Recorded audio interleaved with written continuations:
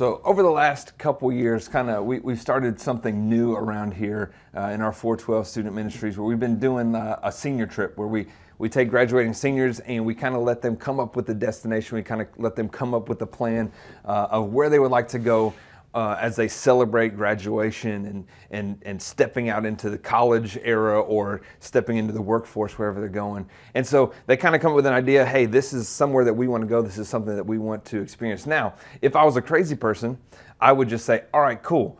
Let's just all hop in the van and head west or north or east or to the beach, and let's just wing it and let's just figure out what's going to happen when we get there. Now, sometimes that's fun. Some of us, maybe that's how you plan a vacation, but I would say the majority of us would have a destination or at least a direction in mind, and we would kind of plan out some steps and some stops, and hey, we want to see this place, we want to stay here.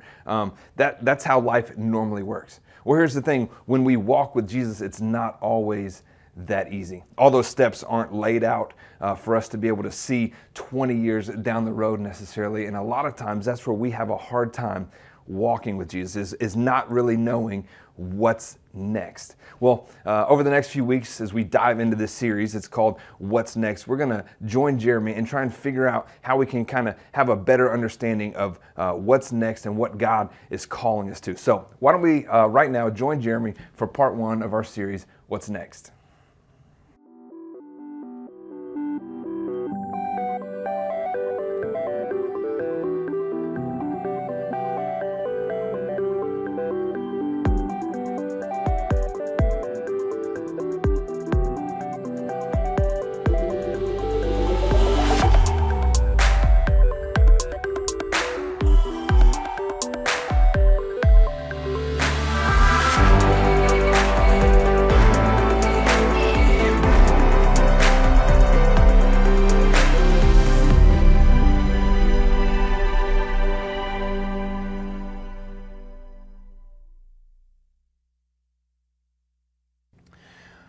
Can we talk a minute about some real stuff that's going on in our lives? Over the last 2 years, we've been through a lot. And maybe it's easy to kind of brush it off to the side just because it's a part of the news or part of the world around us, but it's real in our life and it hurts. We've been through a lot in these 2 years. A global pandemic that included a national shutdown. We were all stuck at home in quarantine, right? I mean, that's a lot to go through. Racial tension that wound up with riots in the streets. It's terrible to consider. We had a turbulent election that ended with a Capitol insurrection. All in this last 2 years. It's been traumatic, to say the least. But the problem for me, one of the biggest challenges, has been that things that used to have like periods at the end of the sentence, now all of a sudden have question marks. There was a day when I could confidently say, it's all going to be okay. And now I'm kind of asking, is it all going to be okay? There was a day when I said, there's absolutely no question in my mind that every vote is equal. And then there's a day now where I go, does every vote really count equally? You know, and there was a day when I would confidently see friends and I'd go, hey, I'll see you at church. And now the question on their minds a lot of times, hey, are we having church? Are things back to normal yet? Are you back to having live services? Those were questions that didn't used to be questions. And that's one of the challenges that we have. Our biggest question that we've all asked at some point or another is, are things ever going to go back to normal? Now, I remember when I turned 40, my doctor visits changed. And maybe you've experienced that post-40 doctor visits, you know? Like you go to the doctor with a hurt and they don't usually offer you a solution anymore. Somewhere after 40, I guess the necessity of offering you a solution to your pain isn't really there. What they usually say is, well, that's kind of how it's going to be. Remember the first time I went to the doctor with pain in my knee after I turned 40, and he said, well, you're over 40 now. Things start wearing out, and now here's some medicine that'll help kind of maybe manage it. And he said, maybe you could do these stretches every day. I'm like, how long do I have to do the stretches? He goes, oh no, for the rest of your life. That's how it is. It's the new normal. And that's been our biggest question is, are things ever going to go back to normal? But our biggest challenge, or our biggest problem, has been that our rhythm was interrupted. Now, maybe it's not, you're not thinking, I'm not talking about rhythm like music. I'm talking about rhythm in our life. We are rhythmic people. I'm not a person with rhythm. I can't dance, right? But we are a rhythmic people. Maybe you've heard it said this way, that we are creatures of habit. We tend to do things in somewhat a rhythmic way. Let me just illustrate it for you. What time do you usually get up? What time do you usually go to bed? What time do you usually eat dinner? What time do you usually go to work? What time do you usually get home? You get what I'm saying? That we have a normal pattern of behavior. And when that pattern of behavior is interrupted, it throws everything out of whack. At the beginning of this month, January 2nd, our furnace went out at home. You can imagine. I mean, I'm really glad that January didn't have 2 really big cold snaps. Oh, wait a minute, it did, right? I mean, like for 3.5 weeks, we were without a furnace downstairs. And it interrupted our normal. When we went to bed, when we got up, how we felt when we got up, what we did, how we ate, where we ate, all that stuff changed. All of a sudden, instead of being just kind of free to roam the planet as necessary in our house, all of a sudden, every waking moment, we weren't in bed, we were under blankets sitting on a couch trying to keep the heat above 60 downstairs. And it was cold. It interrupted our rhythm, our normal. And once that rhythm or normal gets interrupted, it gets to become stressful. After 3.5 weeks, we were over it, right? It was finally when we got that furnace replaced and it's up and running now and we feel free to roam about as necessary. It's crazy how rhythm established in our life is important to us. I remember back when we first went into the quarantine kind of shutdown, I talked with a counselor. His name is Wes Beavis, and I asked him, how is it that I'm at home with, honestly, less to do, right? I'm at home with less to do, and I feel more stressed than ever before. How is it that I have less stuff to accomplish and I have more stress to do it? And his answer to me was that interruption introduces stress. And that was profoundly helpful to me. He told me even when you go on vacation and you interrupt your normal rhythm of things, it introduces stress into your life, even on vacation. On vacation, though, we compensate for it with, laying on the beach. We compensate for it with nice meals out or seeing something new or hiking. But any interruption in our life introduces stress into the picture. And that stress causes us to have to try and reestablish some sort of normal. We try our very best to kind of get things back to some way of normal behavior. In the whole pandemic process, when we were quarantined 2 years ago, we all introduced stress by interrupting our normal, and then we all established a new normal. And a lot of our new normal changed some very important things in our lives. We're just being real and honest here. You know this? That 30 to 40% of Americans who stopped going to church during the pandemic will never go back again. That's pretty crazy. Studies are showing it across the board. 30 to 40% of Americans who stopped going to church during the pandemic won't come back again. For us at Journey, that number's probably around 20%. That 20% of the people who stopped going to church, stopped showing up here at Journey on a regular basis during the pandemic aren't coming back, or they haven't been back yet in the last 2 years. And maybe that's you. Maybe you've just found it easier to stay at home and what happened. Now listen, I don't want to be critical of that. I get it. Because what happened was your normal was interrupted and you established a new normal to kind of normalize the way life works. Your rhythm was interrupted. You established a new rhythm. And guess what? That new rhythm didn't include. It didn't include being a part of a physical gathering at church. And you see what happens is that we've established some sort of kind of new rhythm in life, and we've kind of seen a way to marginalize some of our faith story in the process. I want you to know something that it's very important for us is that we as a church talk a lot about this, that we exist to help people take their next step toward Jesus. And I want you to know something. At Journey Church, I'll do anything short of sin to help you do that. I will do anything short of sin to help people take their next step toward Jesus, because your most important step is your next one.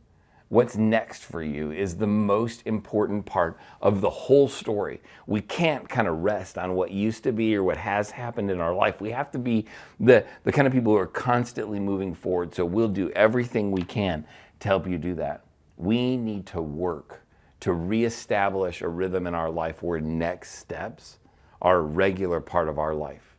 Let me say that again. We need to work hard to reestablish a rhythm in our life where next steps, moving forward, constantly growing in our faith story, is a regular, everyday, normal part of our life. Yeah, I was thinking this week about like how that kind of applies in maybe a medical sense. Now, this may come as a surprise to some of you, but I am not a doctor. I'm not a doctor. I don't know anything about doctors. I played one in a skit once, but that's pretty much as close as I got to it. But there's a condition that your heart can go through called AFib. And AFib's essentially, and maybe if you're in the medical world, you could explain this better than I do, where your heart is beating out of rhythm. The two sides aren't kind of working together. And so there's some medication, there's some processes, some things that doctors can do to get our hearts back into rhythm. But ultimately, kind of the more invasive options is to shock it back into rhythm. Now, you can imagine that probably introduces its own kind of stress. But they put a patch on your back and a patch on the front, and they hook up the machines and they kind of shock your heart back into rhythm. What that tells me is that your heart being in rhythm is very important. And it tells me this, that getting your heart back into rhythm isn't comfortable, but it is necessary. And that's the same thing that is true about our life when it comes to a rhythm that includes next steps, is that getting our heart, our spiritual heart, back into rhythm is important.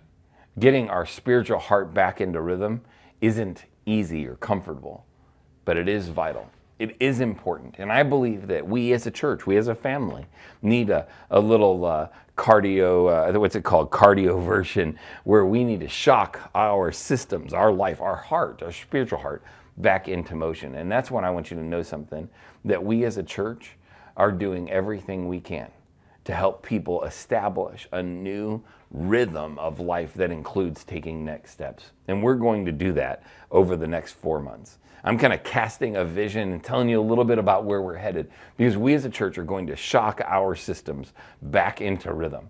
And I hope that hundreds of us will kind of re-engage a rhythm where next steps are the most important part of our journey, because the most important step that you can take is your next step.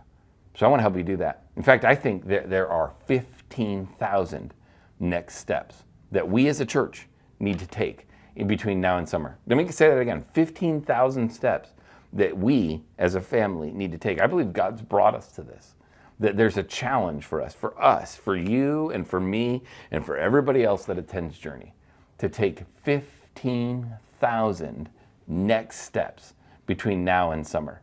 Now, when I say that, it might feel like you're a bit like I'm saying, we're going to take a trip to the moon. You have no idea how to get there. You have no idea which way to do it. You don't know how you're going to play a part in it. But if there are 500 or so people who go to Journey, and there are 4 months between now and then, you know what that really means? That there are 30 next steps that you can take in the next 4 months that will help us together take 15,000 next steps together. There are 30 steps that I need to take. Man, there are lots of those opportunities. I mean, next steps or any movement going forward, identifying a next step is a next step, right? Figuring out this is what I'm going to do. Maybe for you, that's showing up at church. Maybe you're going, you know what I need to do? I need to reestablish a rhythm where next steps are a part of my life, and I need to get back into the rhythm, the habit of being together with people. Being online is great, and I don't want to defame this at all. I think it's helpful to a lot of people. But I want you to know something. This kind of connection is not what we were intended to have. We were intended to have a face-to-face connection and a care for people, a way where you get connected in relationships. And we can try to do some of that here, but the reality is we'll never accomplish here what God intended for us to accomplish in person. That's maybe one of those next steps is you just take, hey, I go every once in a while, I'm going to go really regularly. Or maybe you attend online every other week or a couple times a month. Maybe you make sure that that's a part of every single week of your life. Maybe you sign up for a community group. We're going to start some community groups. I'll tell you about that in a minute. Or maybe you attend Winterfest with your kids, or you invite a neighbor to attend Winterfest with you. There are an immeasurable number of next steps. Giving is a part of that. Maybe you give for the first time, or maybe you give more intentionally, more often. Those are next steps that we take toward Jesus, because it matters that we establish a new rhythm that includes next steps toward Jesus, because it's our next step that's the most important one. But we're going to choose to do that. And so for the next 3 weeks, these 3 weeks during this series we're calling What's Next, we're going to kind of do a deep dive, a little bit of an intensive of how to identify and take some next steps, because sometimes it can be a little bit confusing, right? I mean, a little bit nebulous. What's the next step? What should I do? I don't know, right? But if we can figure out how to identify some of those steps and then take them, let's talk about those even today. We're going to start talking about how to identify and take those next steps. And then starting 3 weeks from now, we're going to kind of journey through something that frankly is a little bit embarrassing and odd for me. But I wrote a book over the last 2 years that we've been working on, and this book is going to be is a primary piece of how we want to help people take their next step toward Jesus. And we're going to kind of work through a big chunk of that book and talk about kind of the anatomy, the way we're made up, and how we can work all these gears together to pursue a relationship with Jesus. The book's called The Journey is the Destination. It's about finding the rich and satisfying life in a world of empty religion. And I want you to know that over these 3 weeks, as we kind of journey through this intensive on how to identify and take next steps, and we talk about what those next steps look like in our real life of this rich and valuable and satisfying life that we're intended to live. Man, as we kind of do that together over the next 9 weeks, I think we can outline and take 15,000 next steps between now and summer. I believe that's something that you and I can do and should do. It's something that's vital for us to do. But how is it we do that? Are you a little confused with it? I mean, you're looking at it going, yeah, I get it. I'm not sure how that works in my life. I want to bring us back to what the mission of the church is. Not just the mission of Journey Church, because that's an important thing for us to understand, is that we don't have a mission that's unique to us. We have a mission that's crucial for every church. In fact, this particular statement in Scripture where Jesus is talking is something that isn't true of just for Journey Church. This is the mission that Jesus gave, not just every church, but every single believer. You find it in Matthew chapter 28, verses 19 and 20, and he says this. Let me flip over here. It says this. It says, Jesus came and told his disciples, I have been given all authority in heaven and on earth. Therefore, go and make disciples of all nations, baptizing them in the name of the Father and the Son and the Holy Spirit, and teach these disciples to obey all the commands that I have given you. And be sure of this, I'm with you forever. I'm with you always, even to the end of the age. What Jesus is saying is that you and I, as followers of Jesus, have a mission that's true of us individually, and it's true of us together as a church. That our mission is to teach people to obey the things that he said, right? It's to make disciples, baptize them, and help them walk, find, and follow Jesus. And that's what really matters, is that you and I find and follow Jesus, and that we help other people find and follow Jesus. Now, how do we do that? I mean, how do we really make disciples? What is being a disciple like? Jesus says for us to make disciples, but he doesn't tell us what a disciple is, except for maybe that a disciple is obedient. Well, maybe we need to ask Jesus. It seems like the best idea, doesn't it? To ask the guy who told us to make disciples, well, what's a disciple? I think that the best way to get that is to ask Jesus himself. How did Jesus make disciples when he made disciples? I mean, that's exactly what he did, didn't he? He called together a handful of people and he took them on a journey. And I think we see the very best way to manage that or to understand it in just a handful of words that Jesus said. Now, I want you to get the picture real quick. Jesus is standing on the shore with a handful of guys who are out in boats. And he calls out to them and he says these words, Matthew chapter 4, verse 19. He says, follow me and I will make you fishers of men. That's pretty simple, isn't it? That's how he made disciples. He just literally looked to them and said, follow me and I will make you fishers of men.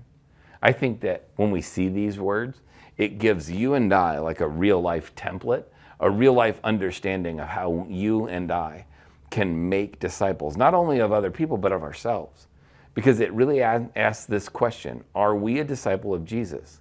If we look at this word, if these words that Jesus said, follow me and I'll make you fishers of men, are we becoming what he wanted for his disciples? Really, that's the question.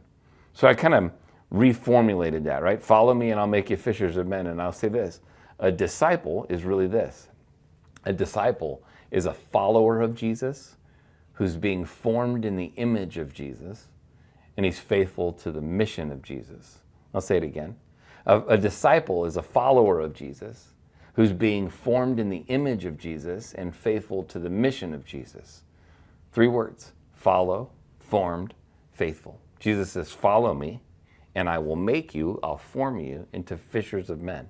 A follower of Jesus who's being formed or shaped or made into the image of Jesus, and he's faithful to the mission of Jesus. Just remember those 3 words, follow, formed, and faithful. That's what we're going to wind up using as kind of a blueprint over the next few weeks. And today I want to just kind of talk about that first one, that we are followers of Jesus. And this will help you take some of those 15,000 next steps, some of those 30 next steps that you need to take. But what I want you to do is to understand what we've got to do. Number 1, in your faith story, you've got to just get moving, right? That's important because it's impossible to turn a car that's sitting still. You can't expect to move your faith in a different direction if your faith isn't moving, right? We've got to start doing something. So what is it that you're going to start doing? Maybe for you, that's starting a relationship with Jesus. Starting it maybe again.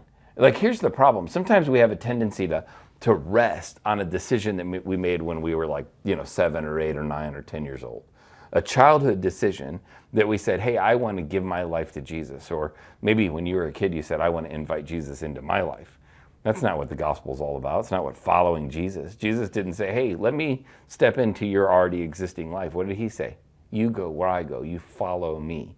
Maybe what we need to do today is choose to give our life to Jesus. Is that where you're at? I mean, maybe you haven't made that decision since you were 7 years old. Maybe that was the one time you made it. I want you to understand something. Following Jesus isn't a one-time event. Following Jesus is a daily event. Those guys didn't get out of the boats and follow Jesus one step, did they? They didn't say, sure, we'll be there in a little while, right? What did they do? They pulled their boats up, they got up, and they followed him day after day after day. Following Jesus is a daily decision. So are you making a daily decision to follow Jesus? Maybe you need to make that for the very first time in your life. That's a great decision. It's the next decision you need to make, saying, I want to, as an adult, make a decision to follow Jesus. That's important. Maybe you need to re-up on that. Maybe you made that decision when you were 15 or 20, or maybe you made it months ago and it's kind of set into the background now. Maybe you need to re-up. Maybe 2 years ago when things kind of shut down for a little bit, maybe one of the things that shut down was your faith journey. Maybe you need to recommit your life to Jesus. It's a next step that's important for you to take. And I just challenge you, maybe you need to take that step today. Choose to take a next step, to get your faith in motion. When you look at it, those guys who followed Jesus didn't just follow him the first couple of steps. They followed him day after day after day. And they needed to make a decision every single day to get up and go, today, I'm going to follow Jesus wherever he takes me. The second thing that I'd encourage you to do, not only just get your faith story moving, but go public with your decision. It's a challenge, isn't it? Because we always think, well, faith is kind of a personal matter. I want you to know something. Faith is definitely personal. It's always personal. But your faith story is never private. It's never something that's just internally happening inside of you. It's always something that's intended to be shared with people. It's the reason why watching this alone, just sitting there watching this video, is not really going to help you in your story. It's the reason why we push you so hard to tell us that you're here today by letting us know at ourjourney.news and fill out that connection card. because your journey is not intended to be alone, and us knowing your name matters, right? It's the reason why we push you to comment and like things, because it's just some way of trying our very best, doing everything we can to help you kind of engage. Your faith story is never private. It's always personal, and it's always going on inside of you, but it's never private. Let me encourage you, you will never be able to see your faith journey move forward until you go public with the stuff that's going on, that you can do, the things that you're moving forward in, and how you get that is a part of the relational structure that God built into this church thing we call Journey. So I want you to know something. Go in public with your decision. Maybe if it's the first time, or maybe you're going, man, I made a decision to follow Jesus when I was a little kid. And maybe you took some childish steps when you were a child, and that was a good thing then.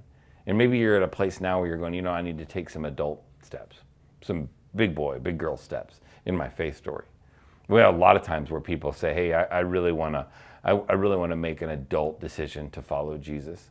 And when you do that, the very best thing you can do is to get baptized.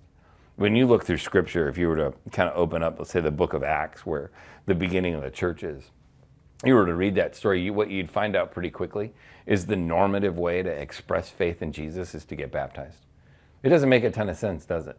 Like, it feels a little odd to get baptized, to get up in front of a bunch of people and go underwater, but what it really means is I'm going to die to my old self, and I want to bury the old me, and I want to raise a brand new me to walk in a brand new life. That matters in your life, and I want to challenge you to go public with your decision. Your decision to follow Jesus isn't something that you should think about or feel inside only. It's something that you should express outside. Just talking with one of our staff people today about the need to confess with my mouth that Jesus is Lord, because that's what brings us to that place of salvation in our life. So get your faith moving, right? Just get it in motion somehow, and then go public with what's going on, with what you're doing. And then do this. Establish a rhythm. Establishing a rhythm is about driving and getting things going.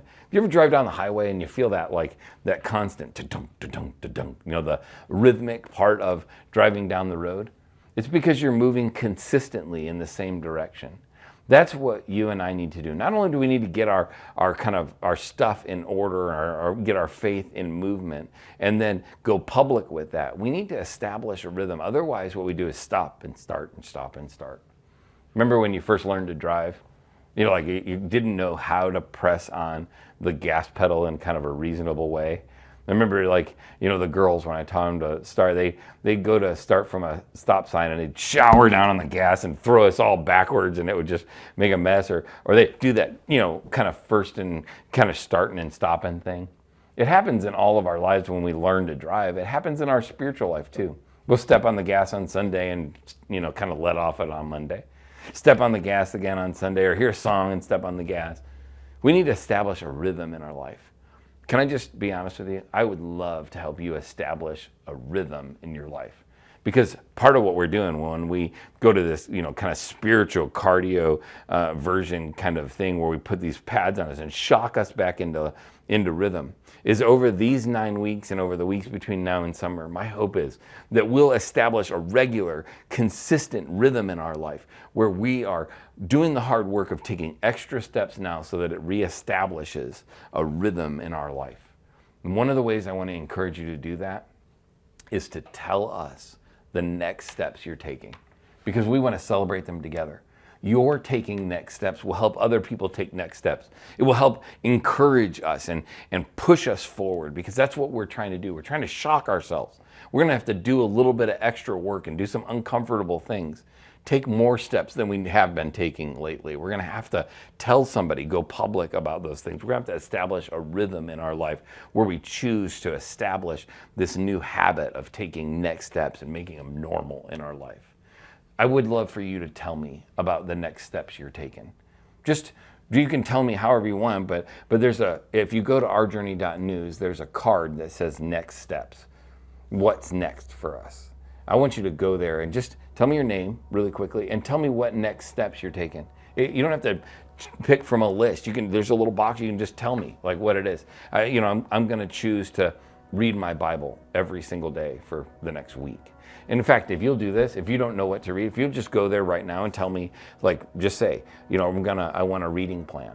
You let me know that you want a reading plan, and I will personally email you a reading plan that you can read over the next 7 days between now and next week, because it helps you establish a rhythm. If you go there and you say, hey, I'm gonna go to church more often, or I'm gonna be a part of a live gathering instead of just watching a video online, or your next step is I'm gonna choose to take a risk and engage in the chat in online church. Or maybe you're gonna give for the first time, or get on a serving team, or maybe you're gonna sign up and go to Winterfest, or maybe you're gonna be a part of all the things that are going on. Whatever it is, you imagine it. It can be anything. I'm gonna work on my marriage. I'm gonna choose on this part. You just let me know what it is, because we not only want to encourage you and celebrate it, we want to celebrate it together. We're counting all those steps because they all count in your life. So do that. Go to ourjourney.news and click on that card and let us know what your next step is. It's a little bit like cardio version. We're putting the pads on. It's uncomfortable. It's extra work.